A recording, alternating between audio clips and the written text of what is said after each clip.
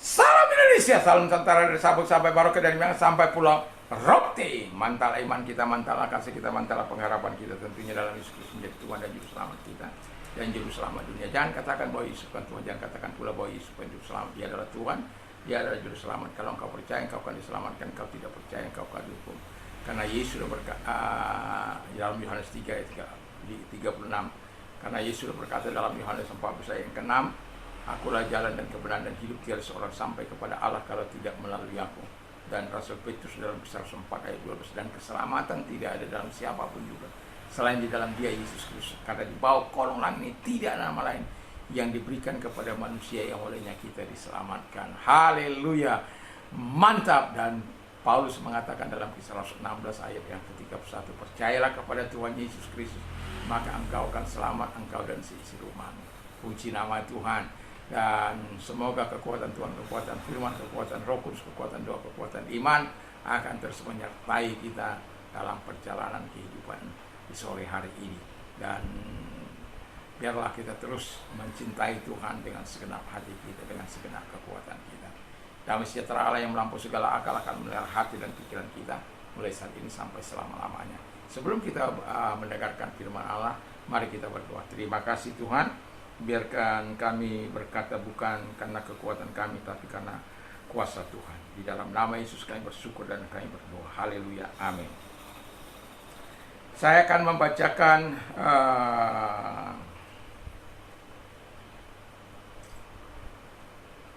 Kisah Rasul 1 ayat 8. Tetapi kamu akan menerima kuasa kalau Roh Kudus turun ke atas kamu, dan kamu akan menjadi saksiku di Yerusalem, di seluruh Yudea dan Samaria, dan sampai ke ujung bumi.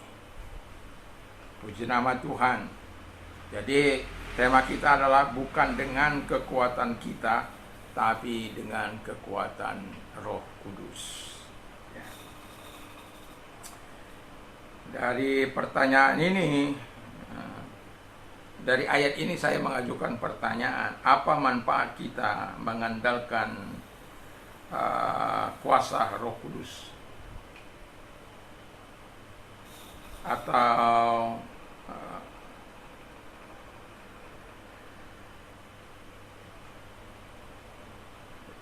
itu pertanyaan. Yang kalimat perayaan manfaat mengandalkan kuasa Roh Kudus menurut Kisah Rasul 1 ayat 8 adalah, yang pertama, kita memperoleh kekuatan. Exousia itu, saya menerangkan dulu sedikit exousia itu, ya. Exousia itu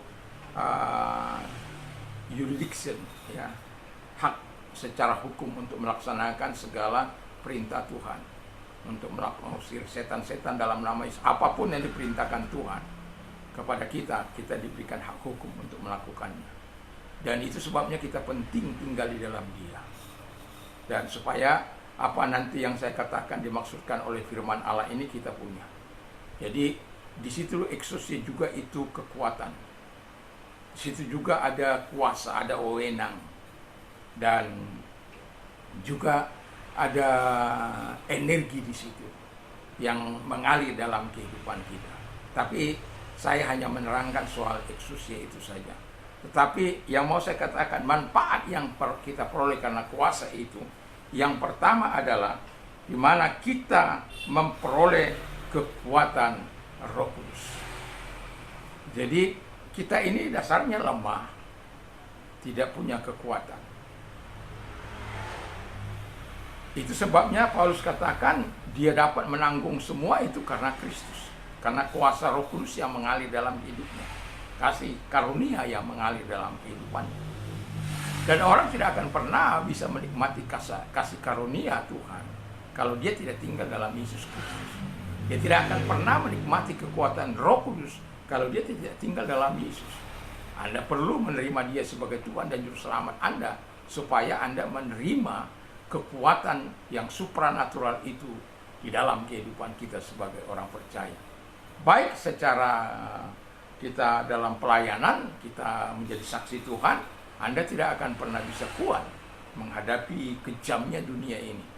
Tapi kalau Anda bersama dengan Tuhan, Anda bisa dengan tersenyum, karena tugas Anda bukan memenangkan, tapi tugas Anda hanya menyampaikan kebaikan-kebaikan Tuhan itu kepada dia. Kalau soal dia tolak, itu terserah kepada dia. Tapi kita ini dikatakan bahwa kita harus menjadi saksi Tuhan dimanapun kita berada, dalam perkataan, dalam perbuatan, dalam tindak tanduk, dalam kehidupan kita. Saya mengatakan kemarin bahwa di mana kita ketika tinggal dalam kasih, kita berdampak, ya, berdampak kepada masyarakat. Dan ketika kita ada dalam kuasa Roh Kudus, kita juga berdampak untuk memberikan pengharapan kepada orang-orang yang tidak punya pengharapan. Karena Roh Kudus akan datang kepada hati mereka, sehingga mereka, rohani mereka dicelikkan oleh Tuhan, dan mereka menikmati persekutuan yang indah dengan Yesus Kristus melalui kehadiran Roh Kudus dalam kehidupan mereka.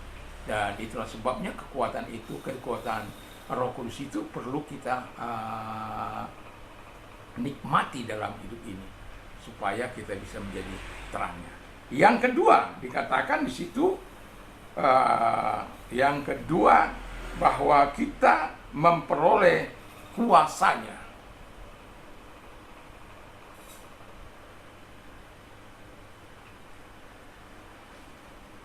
Kuasa untuk mengusir setan-setan, atau kesanggupan untuk mengusir setan-setan dalam kehidupan kita.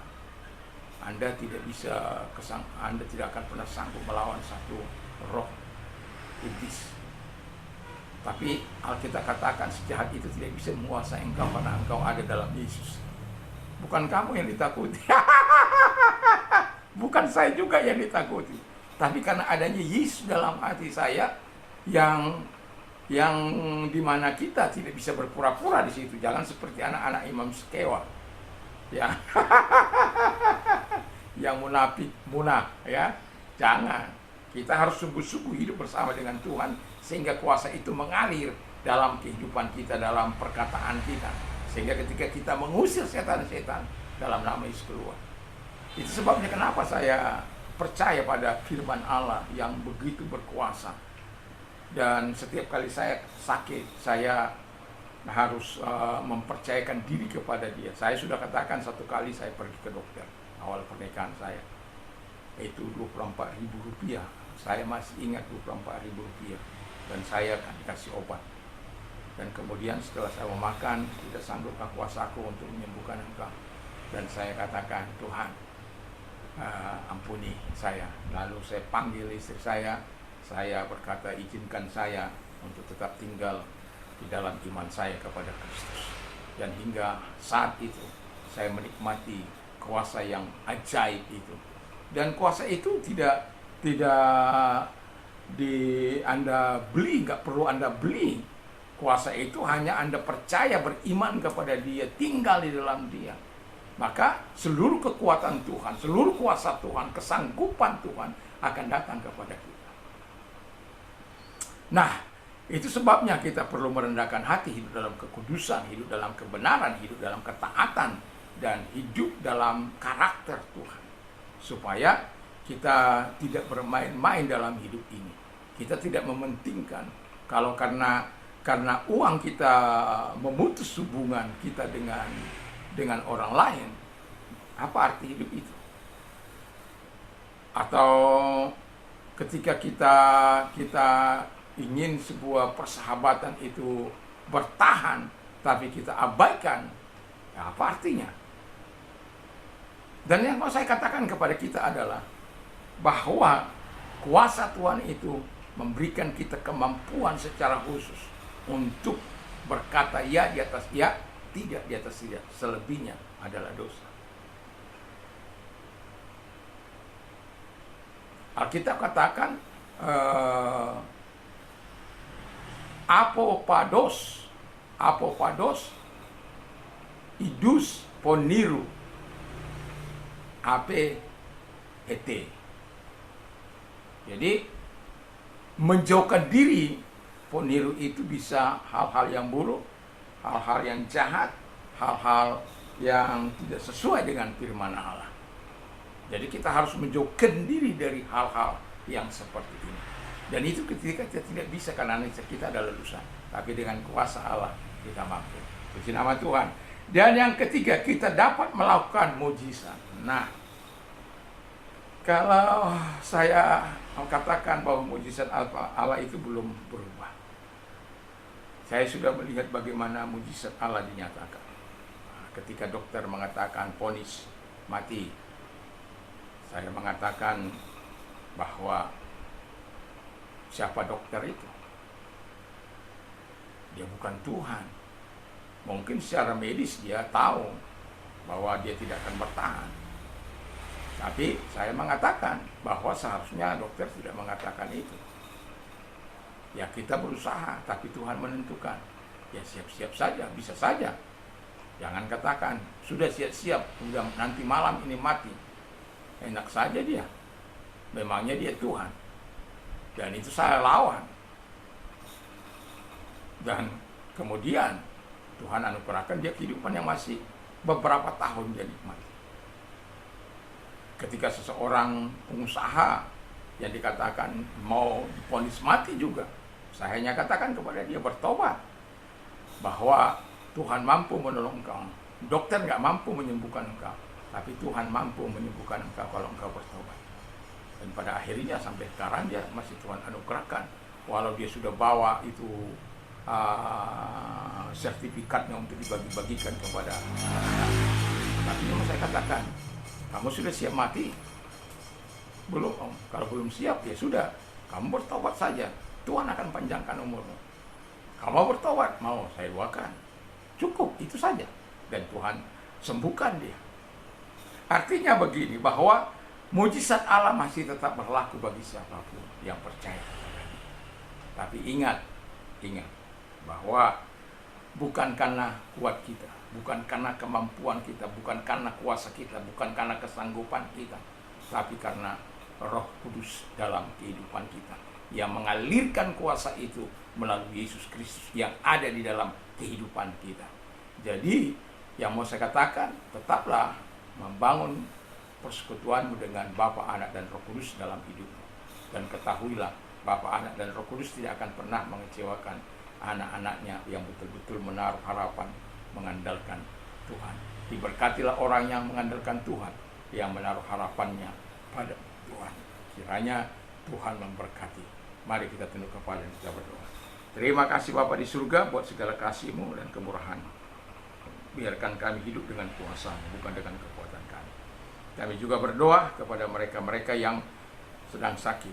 Tuhan, datang kepada mereka, arahkan tangan-Mu kepada mereka, ulurkan kasih-Mu, tangan-Mu menumpahkan tangan atas hidup mereka, dan arahkan tangan-Mu. Kita berdoa dalam nama Yesus, segala sakit penyakit yang mereka derita, aku perintah keluar, dan oleh biru Yesus Engkau sembuh, oleh kuasa-Nya Engkau sembuh.